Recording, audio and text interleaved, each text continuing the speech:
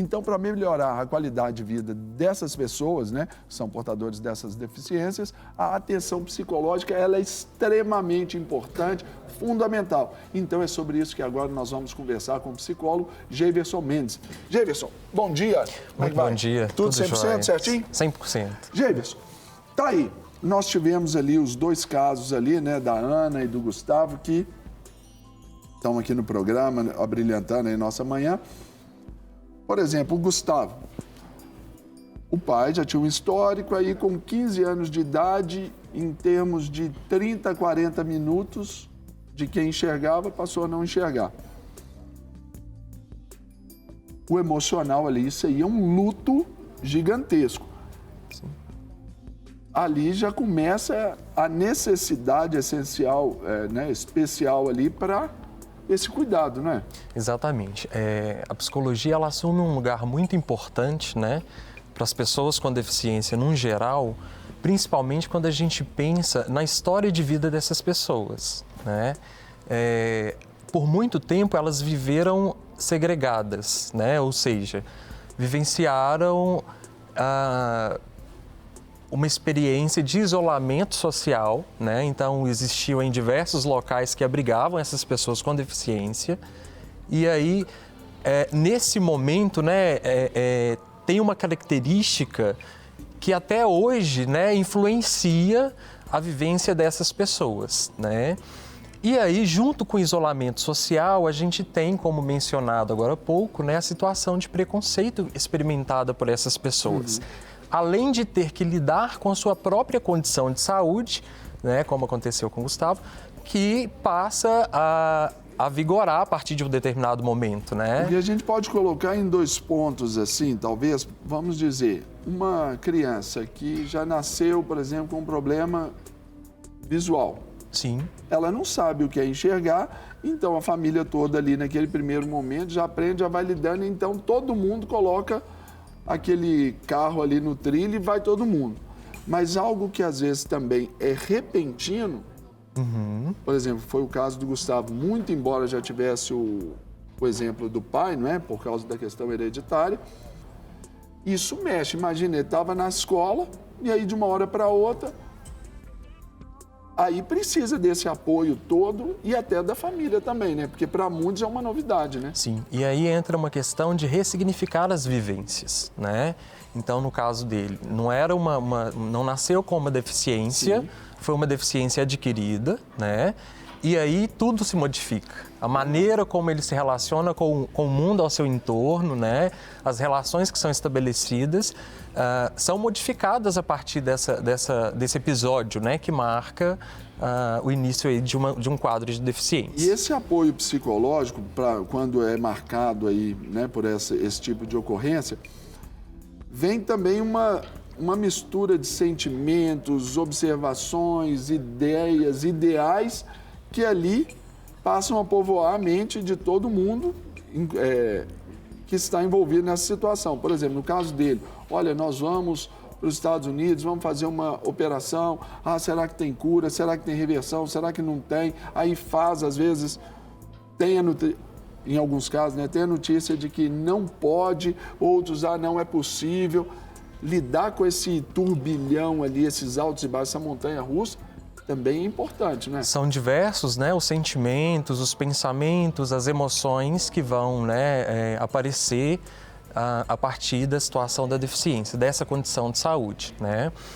O que eu costumo dizer é que as pessoas com deficiência, elas mantêm uma característica que é comum de todos nós seres humanos, ou seja, elas não são iguais entre si, né? Sim. E aí, pensando na intervenção psicológica, é preciso conhecer, né, a história de vida de cada um para fazer uma intervenção psicológica efetiva que dê um suporte. E essa intervenção, né, ela é sistêmica também, né? Sim, aí sim. Abrange todo o conceito, o ciclo familiar, social daquela pessoa, né, daquele indivíduo. Exatamente. E é justamente conhecendo a história de vida dessa pessoa que eu consigo identificar quais são as suas necessidades. O que essa pessoa precisa para uma melhor qualidade de vida? Para que ela seja naquela ressignificação, né? Isso, e para que ela seja cada vez mais funcional a partir da condição de saúde que ela apresenta. Aí eu vou fazer uma pergunta para você, Gustavo, porque perdão, Geiverson, eu vou fazer essa pergunta exatamente para provocar ali essa questão da discussão. É possível caminhar por essa ressignificação sem ajuda psicológica, sem uma ajuda profissional? Não. É indispensável. Entendeu a provocação? Exatamente para levar o pessoal de casa a entender que vai precisar, isso é parte do processo. Poucas pessoas têm um conhecimento do que a psicologia faz, o que a psicologia pode promover em termos de qualidade de vida para as pessoas com deficiência, né? E aí, como psicólogo, analista do comportamento, né, eu preciso dizer que a gente se ocupa dos estudos do comportamento humano.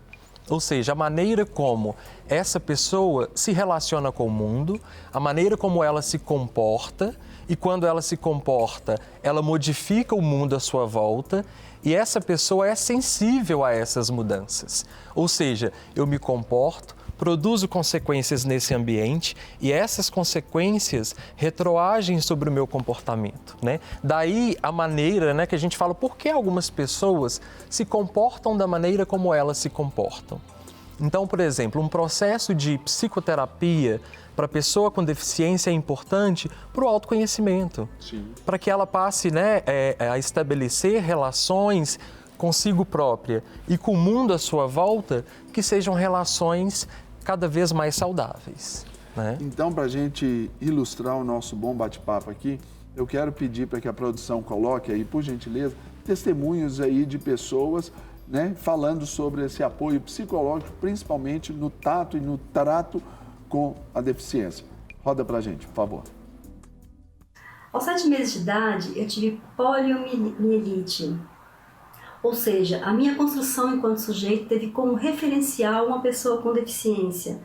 Mas isso não minimiza os dilemas causados pela deficiência. Os impactos da deficiência estão diretamente ligados à construção da identidade, à autoestima, à aceitação, negação, socialização. Sentimento de pertença. Temos dificuldades na inserção no mercado de trabalho, na valorização, na inclusão sustentável. Algumas pessoas com deficiência alegam dificuldades de se desenvolver afetivamente, medo da rejeição. Esses argumentos já sustentam a necessidade de um acompanhamento psicológico, principalmente se os agravos provenientes da deficiência trouxerem sofrimento psíquico. Muito bom. Aí, Geiverson, a gente falando sobre isso, ali nós temos esse testemunho.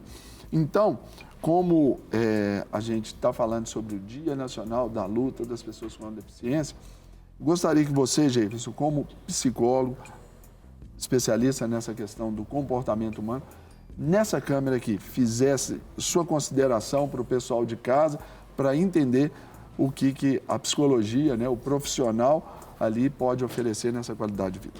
Então, como dito, né, nesse depoimento que a gente acabou de acompanhar, de assistir, são diversas os eventos, né, as condições emocionais decorrentes da própria condição de saúde e decorrentes também do ambiente social que essa pessoa vive, né? Como eu disse, passaram por uma história de segregação, de isolamento social, um momento em que predominou-se muito um modelo médico de atendimento para as pessoas com deficiência, ou seja, não eram enxergadas a pessoa com deficiência, mas era evidente, né, a condição da deficiência, o deficiente, né, e não a pessoa com uma história de vida, com seus pensamentos, com seus sentimentos, com suas emoções, que também são comportamentos, né?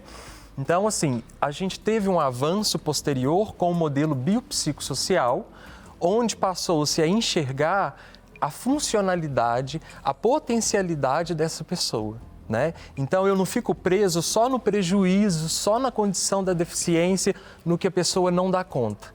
Mas eu começo a olhar e me atentar para as questões que ela pode vir a fazer, aquilo que ela precisa, os apoios que ela necessita, seja em termos das intervenções, e aí eu cito a psicologia, para que ela tenha uma melhor qualidade de vida, para que ela seja protagonista da sua própria história de vida.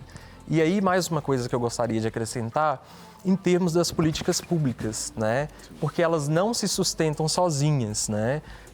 E nesse sentido, a gente precisa que as pessoas com deficiência continuem participativas, lutando, buscando seus direitos e que a sociedade, num geral, procure também apoiar essa luta, essa causa das pessoas com deficiência, porque só assim a gente vai conseguir mudar esse cenário. Não quer ficar um segundo por fora da nossa programação? Agora você pode nos acompanhar através das plataformas digitais. Não perca tempo, acesse, curta e siga-nos. Fique por dentro de tudo o que acontece por aqui. Rede Super, inspirando você.